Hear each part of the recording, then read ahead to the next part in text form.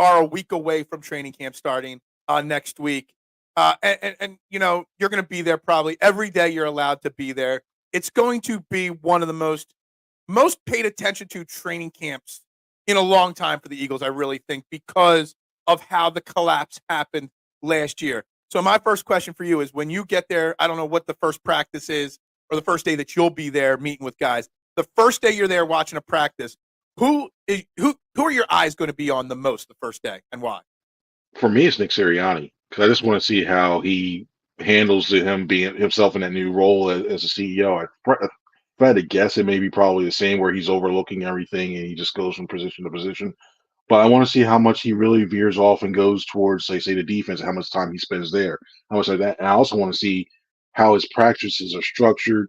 In the last 2 years, they have gotten off to good starts, but we saw what the ending were. And I mean, finished was at 10-1 last year, and then you went on a run in 2022. So it'll be interesting to see how much he veers away from that and how much it affects the start, and also how much the players communicate with him. Like how much is the leadership, how much they're tuned into him. From what we got from OTAs and also in mini camp, it seemed like they're still tuned to him. They were defending him, still defending him and everything else. So I want to see that carries on and going on from there. Okay. I mean, that's I was expecting you to mention a player, and I love the Oh, fact. I'm sorry. No, Saquon's another one no, too. no, no. Yeah. I love that you put the Sirianni thing in. And on Friday, I have a guest coming on who's a former, independent league coach and coached overseas a little bit, and he's an agent now for players. And I'm going to ask him that same question. Like, you, as a guy that's watched a lot of football and covered a lot of football, you're going to be watching him. Are you confident that he can handle this? I hate using the word demotion, but change in role. Are you confident he can handle that? I think so. I mean, when I look at That doesn't everything sound that very confident. I think does not sound confident. it's so much with the unknown when I look at it. Things like it really. I think it really matters how much he gets his message across and changes it up because you're at the time now when you're coaching. You've been there for a little bit, and guys start to know your message. It's about keeping that message fresh because if you start to lose it, if you don't do that, guys turn out, okay, well, we know we're going to hear core value, or we hear whatever is going to happen. So I just want to see message wise. I just want to see what he does. That's a little in terms that's going to be a little bit different as well too. We'll get to Saquon Barkley in a second because obviously he's a hot name to talk about. But those coordinators, Kellen Moore and Vic Fangio, maybe from the mini camps and stuff like that, when you've seen this team together this offseason, thoughts on what you've seen from both of those guys right now on each side of the ball? Well, one thing I think I'll start defensively because that's for lack of better words, towards the end of that was just a dumpster fire when it came to Matt Patricia in terms of when he was basically trying to force his defensive style onto a team that wasn't A, equipped, and B, was playing another style in mid-season. It just didn't. It was just messed up, for lack of better words. I look at Vic Fangio. I look at the way he's utilizing that secondary in terms of making it's positioned this in a way and the way his schemes and coverages, and now you have athletes on that side of the ball, and you're deep. And I mean, I don't remember the last time you look at this team. Maybe it's been a little bit that you actually saw 20 defensive backs on this roster, and you can legitimately make a case, whether it be for defensive coverage or for special teams, for about 15 or 16 of them to make this team. So I think they're really deep on that side. And the only thing I want to see, and I think we'll get a better sense for it, is how he schemes his stunts and everything when they start going 1-on-1 against the offensive line. So I'm looking for that. Offensively with Kellen Moore, there's been some wrinkles. There definitely has been some changes in terms of what they're doing. I know all the talk's been a little emotion and everything else like that, and it's a big key because what we saw during those 7-on-7s and the few 11-on-11s, which basically was 7-7, which is the lineman standing up going, "Hi, how you doing?" And to the other defensive lineman. But what I saw in there, like I like the way that he was getting the matchups that he wanted against those secondary guys as well too, and the use of the bunch formations too, the way they can basically they basically make a mirror image, like, okay, you're gonna try to match up everybody. You'd have AJ Brown on one side, 1-on-1. Meanwhile, you got to figure out between three defenders, okay, who's got AJ Brown, Paris Campbell, John Ross, or sometimes Saquon Barkley in the middle of that too. So I like the way he's trying to create these matchups for his guys, and I think you'll see a lot better start in terms of flow and the way the things look schematically. It may take a little bit for them to get the verbiage down, but I think overall, once they get used to that, they'll start to let the athleticism take over and be good from there. You mentioned the verbiage and all the changes and all, and Jalen Hurts mentioned it was so new 90. What do you use? 95% new offense, basically. Um, is Kellen Moore's offense simple enough that they could figure this out? We had a Cowboys fan, come in the comments every so often on this show, and he's scared for Eagles fans because he claims all Kellen Moore does is run curl routes. Just like all we did was bubble screens and we hated them. They're scarred with curl routes and all. Do you think Jalen Hurts can handle learning this enough that, in my opinion, the start of the schedule is a little tougher than the second half of the schedule? Can he learn enough of it to be successful early in the season like he has been in the past? I think it's so. I think it'll be adjustment. I think we've seen that beforehand whenever he's in any new system in terms of that. And one thing I think is, I think he'll be able to change and adapt to it. I mean, he's been through. It's not like with him changing offensive coordinators. Almost like changing sheets on the bench. Like it's almost like a habit every time. It's like, all right, great, here we go, new offensive coordinator. All right, what's the system? You just hope that he doesn't take what he's learned and then goes back to say whatever Moore is teaching them, and he goes back to what Johnson said, a similar term, and go from there. And from what I've heard in terms of the system and everything, even when it comes down to play calling, it's a little easier because it helps because Moore was a former quarterback. So you see that. In terms of the whole curl route, all he runs curl, I think that's something to watch. Because it goes in hand with what when they say Devontae, like how much freedom they have in this offense now. A lot of it's all option routes, and the way that if you get a good defensive coordinator to really start to influence them and play mindfully, he's like, okay, yeah, we're going to make sure that we're not going to let you be deep, so we're going to take away if there's a go route or tagged on a certain coverage look. All right, we're going to say that, so they have to cut it off and do a stop route or a slant. Take a defense. I just hope the one thing I really think you see more in the Moore offense that I hope that Jalen Hurts really takes advantage of is the running backs into the slot area, and also I hope he takes advantage of Dallas Goedert. I think Dallas Goedert could really have a big year in terms of his production, what he can do in this system. Wrong. Dallas Goedert's got to stay healthy. So he's one of thing my too. guys that I have. He gets Joel. So many people in Philadelphia, Joel Embiid, others, they're always hurt and they get criticized for it. Dallas Goedert never gets criticized about the fact that he's never healthy. I mean, he's missed a lot of time over the last 3-4 years. Back to the running back though, Saquon Barkley. Saquon Barkley, I don't even think Philadelphia Eagles fans realize the impact that Saquon Barkley is going to have, and not just because he's a great player, but I kind of feel like after watching all these clips from Hard Knocks, Saquon Barkley's got to have a massive, massive chip on his shoulder to just prove that the Giants made because I don't think he wanted to leave New York. I really truly believe he wanted to stay and be a Giant for life. Like, there's got to be a massive chip on his shoulder there. Well, I've been loving this Hard Knock series more and more just to see the mind. The first time I've watched it in years. It is interesting, and I love, especially that first episode we saw them talk about DeAndre Swift. Well, if you bring him, you're going to have to bring another back. All little nuggets like that. Mm-hmm. But the one thing I think is that I think when you look at the overall impact he could have, I mean, on this offense, and I know it's used a lot more in basketball. When you look at the top term gravity, AJ Brown has gravity. If he goes somewhere, he's going to bring a couple eyes with him. I think when you have Saquon Barkley out, he brings even more of a gravity just because of his position himself, by how well he does things. So now, when teams were playing that deep cover, like cover four and everything, trying to not let the Eagles wide receivers do that, can't do it, or there's too high safeties. You can't do that now because Saquon Barkley can really run up the yards if you do that. So now you got to bring that safety down.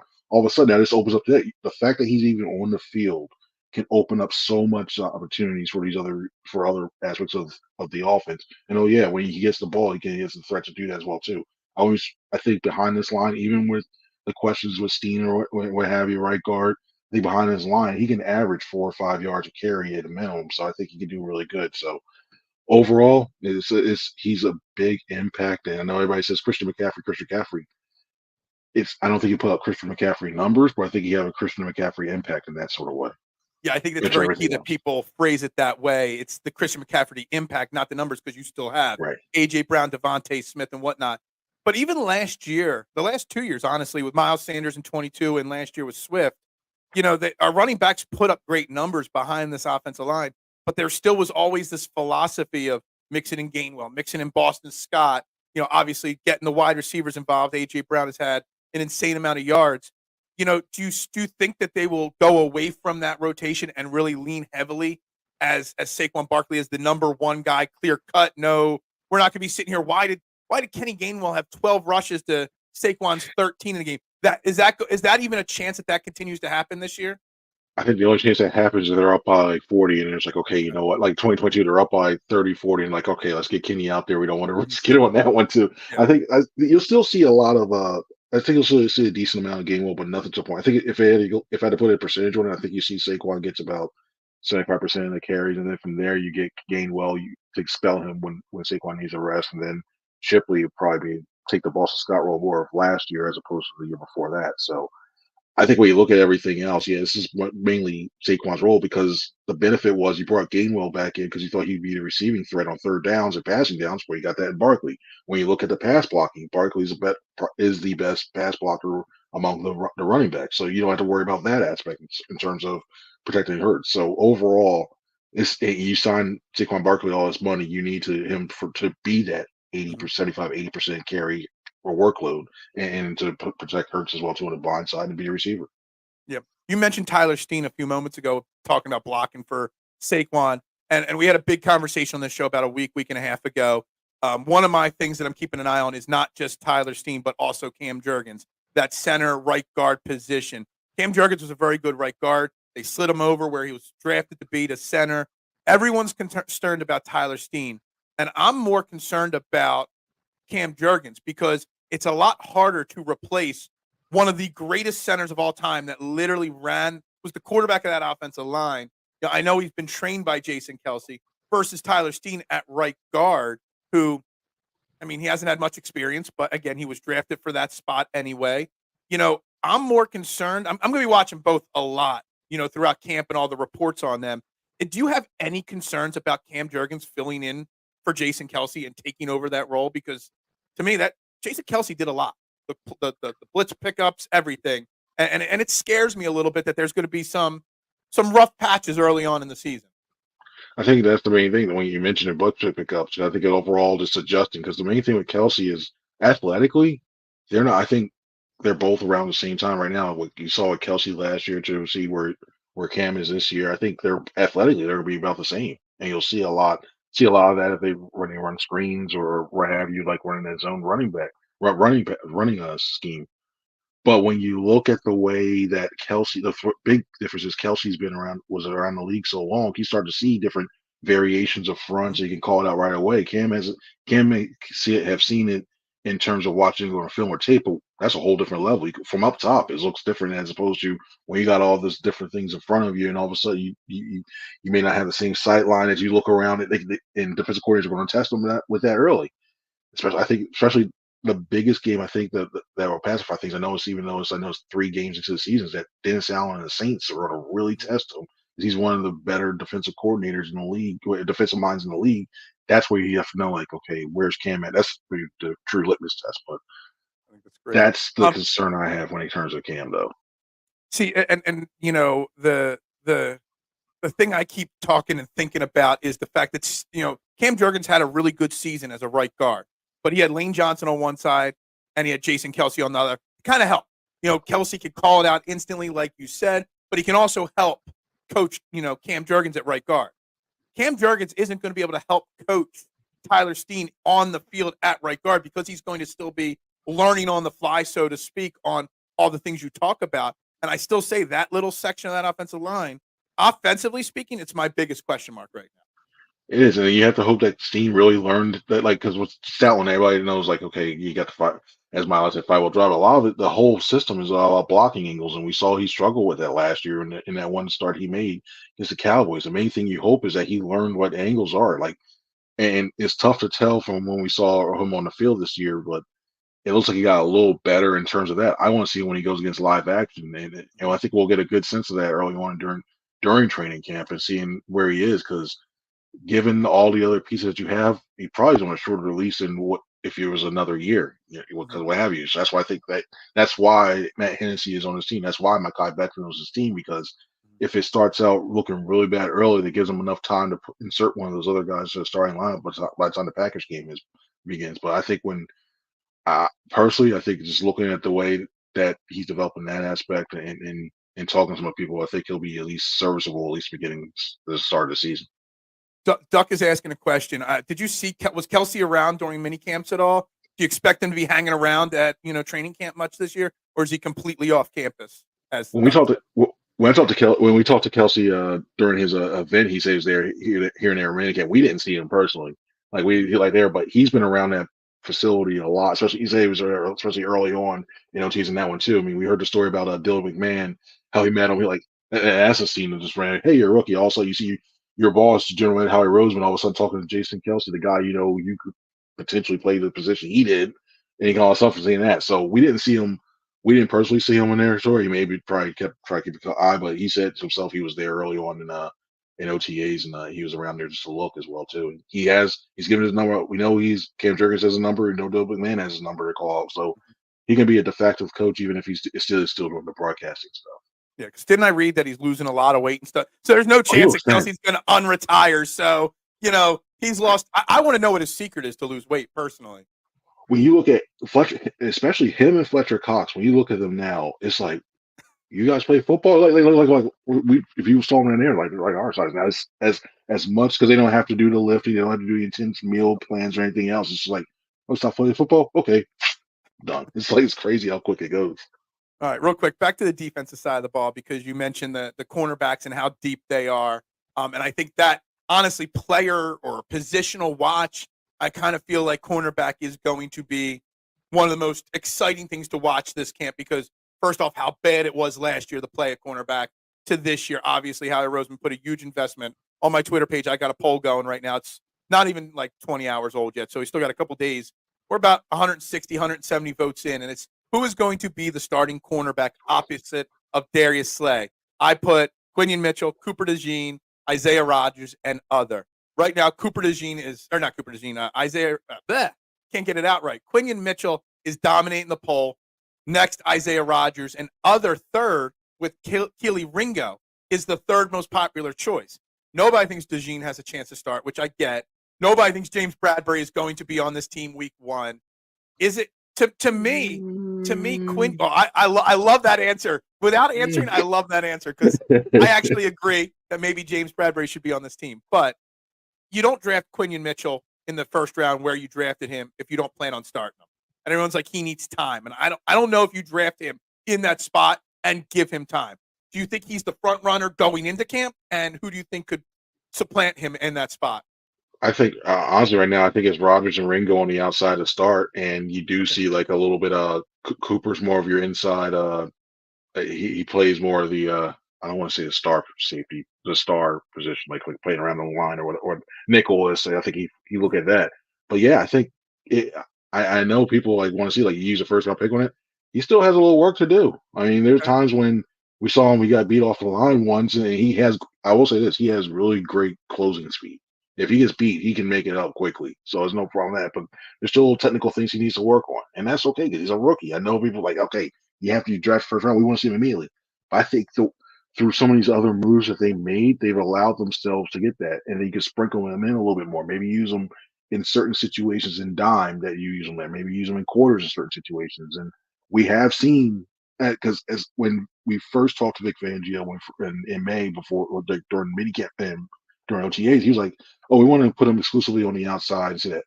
Well, there was a play that we saw him running like around like the nickel / linebacker role. So they're going to find ways to get him on the field. And it may not just be on the outside, but looking at the way that Kelee Ringo played and the physicality that he showed, he's fixed. The one thing I was always worried about him is real physical defensive back. He's really great, but you're worried about like say all the illegal contacts downfield. That he's fixed a lot of that. The way that battle between AJ Brown and Kelee Ringo during those 707s was must watch. It really was a lot of fun to see it. And then you saw Isaiah Rodgers. You see his ability to jump the routes. You see his quickest abilities and what he can do. So I think right now we're really looking at a two-man race for that starting outside job, and then maybe Bradbury's more your safety / inside guy as well too. Like I think some of these guys that are playing corner right now may see a little bit of safety as well too, just because of the way they said all interchangeable. So there's a I lot want of you to different explain ways this to go. because you gave us a non-answer when I mentioned James Bradbury's name. You mentioned it again there.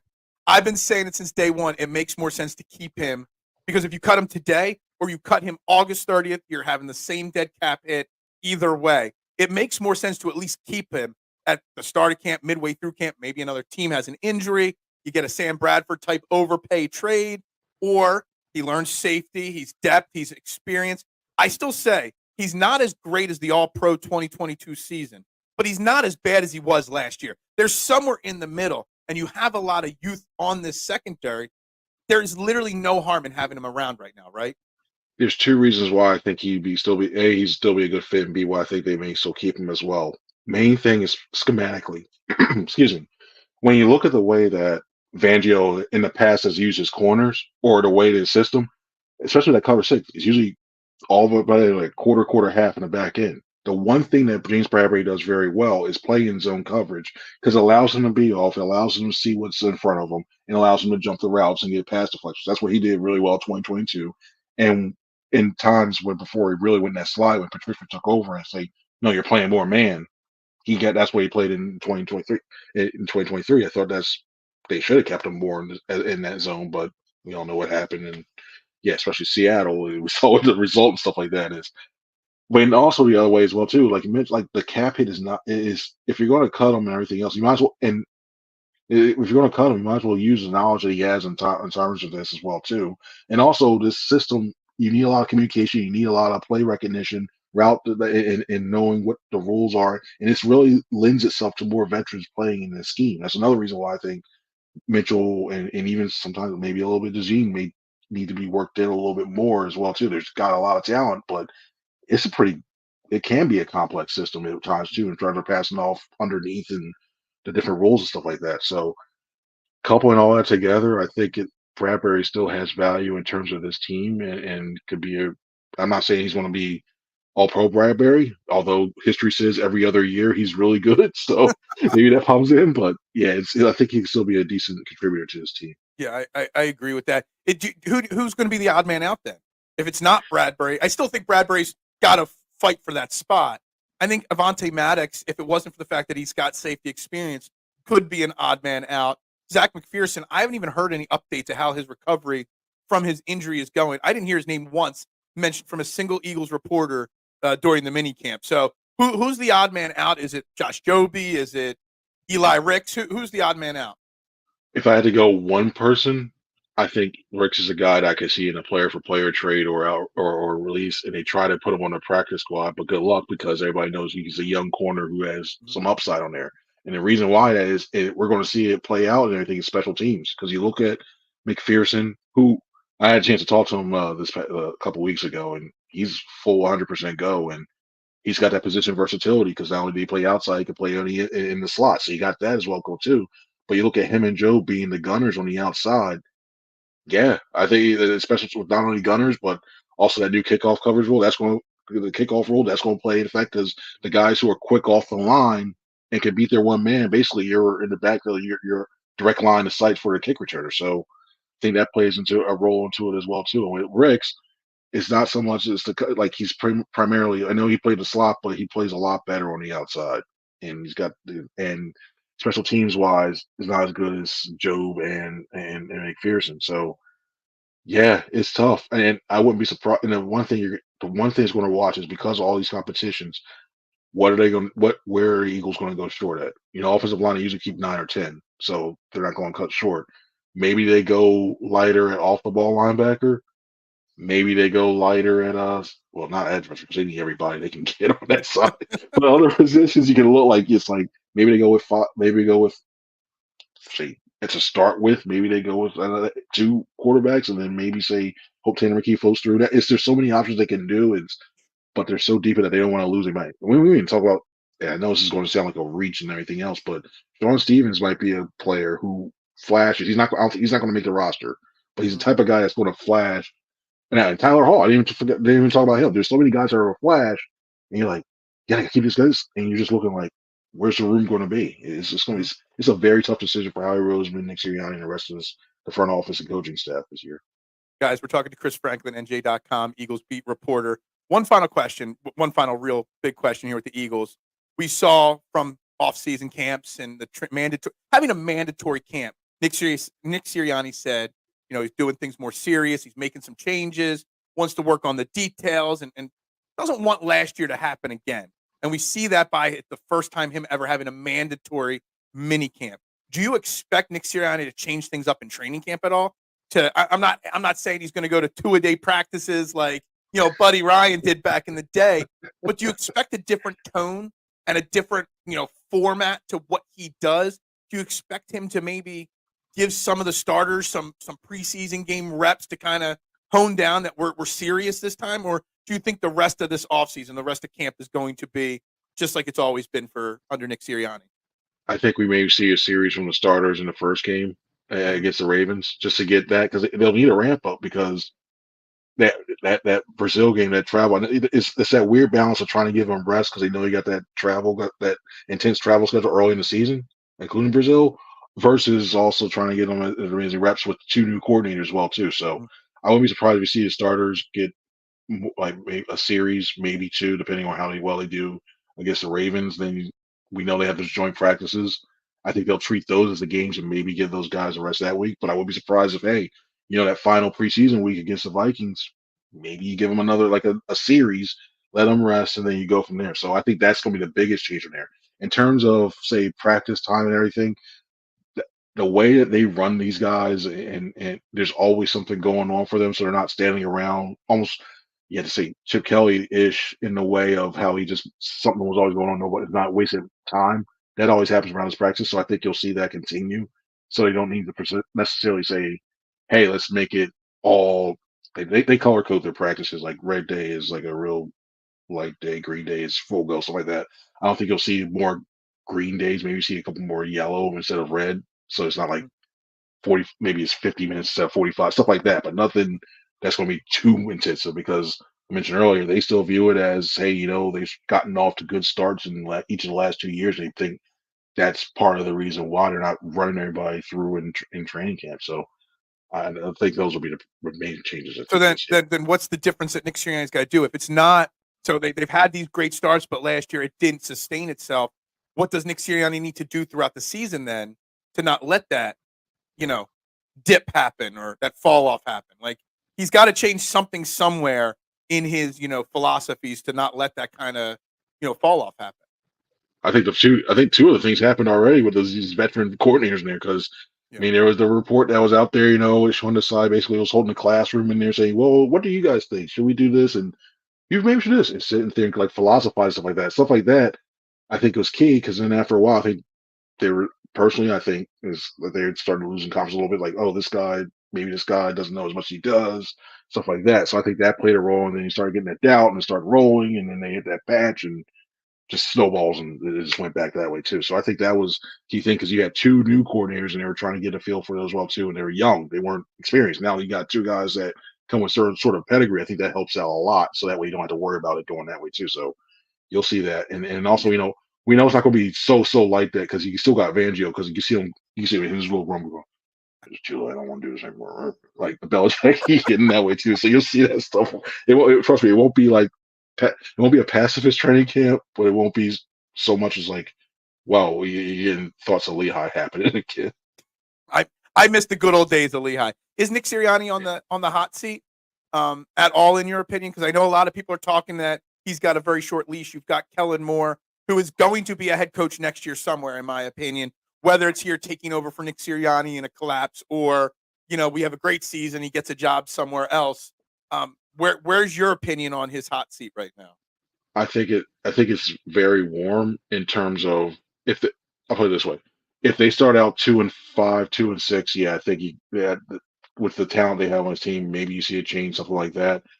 But as long as they're competitive in the division wise, basically as long as they're competitive the rest of the season and they get beyond, they make at least a division round. I say the goal for him, especially with his talent, especially the NFC, he needs to get to the NFC Championship game because, especially with the one seed, because I think that the 49ers and the Lions are their two threats. The Cowboys basically didn't do anything. I think we've done more, had more action than their offseason. So those are the two teams you want to see. And I think even when you match them up, the team that scares me more legit, and I know everybody said the 49ers got everything like that and Brock Purdy, everything else. I look at the Lions, they're young in that running game. And that's the thing that could really, I think when you match them up against the Eagles, that could really be the difference. And I think they could have a slight edge right now. So you get them. I think if you get to that, you should be able to get the NFC Championship game, but at least the divisional round. If he doesn't get that, then that's why I start thinking you see the calls for him to potentially looking on or you also got to look at the injuries too, like what happens. So there's a lot of things, variables going on. But if they start 2-5, 2-6, yeah, I think they could potentially make a move. Well, we start the season in Green Bay or against Green Bay in Brazil. Did you get your ticket and your passport ready yet? Are you going down? Still, Did NJ.com give you that budget to go down there? I'm still I waiting to think hear. I asked you that the last time you were on the show, and you didn't know if you were getting that approval or not.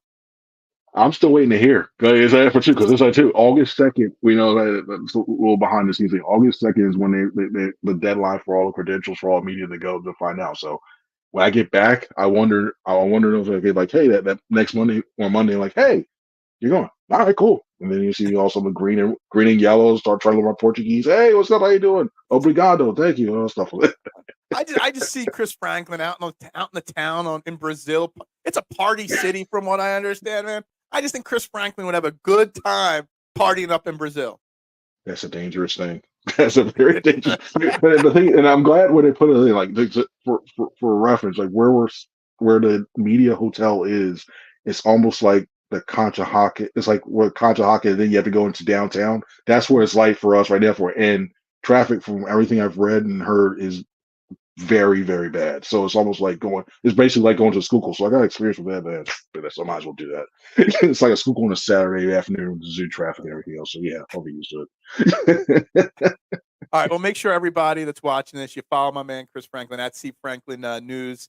I always say it, and it's not just because you come on my show frequently, but between you and a couple other guys. I mean, I don't turn notifications on, but during camps, I turn yours and one other person's on, and that's it. And I just get all the reports from camp. I love the vid. Now that in this day and age, getting the cell phone camera, videos from camp, I love it. I eat that stuff up. So if anything, just do more for me, because I love those things and I love seeing them and I love overreacting to every single one of them that you post, man.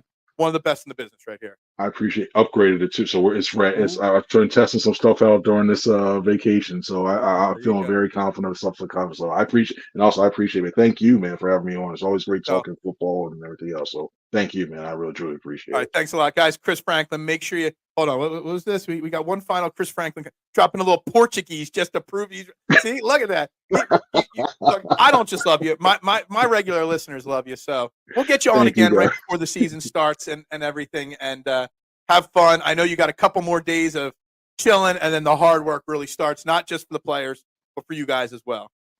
Yes, I'm looking forward to it. For both. This is the rest of this days off, and also this training camp. That itch is there. I'm missing football, like true football. I can't wait to see it. I don't want to talk about the home run derby anymore. I'm ready for football to start. Jamming here. Yeah. This show is so hard to do every day once football season ends. Because I try to. What's that? Wait till Wednesday, the day after the All-Star game. Always the worst day. Always the worst day. It's so awful. But anyway, Chris, thank you very much for coming on. I greatly appreciate your time. Enjoy the rest of your holiday, and we'll see you in a couple of weeks. Sounds great. I appreciate it. Thank you very much. Thanks, Chris. That was Chris Franklin, NJ.com. Guys, make sure you follow him.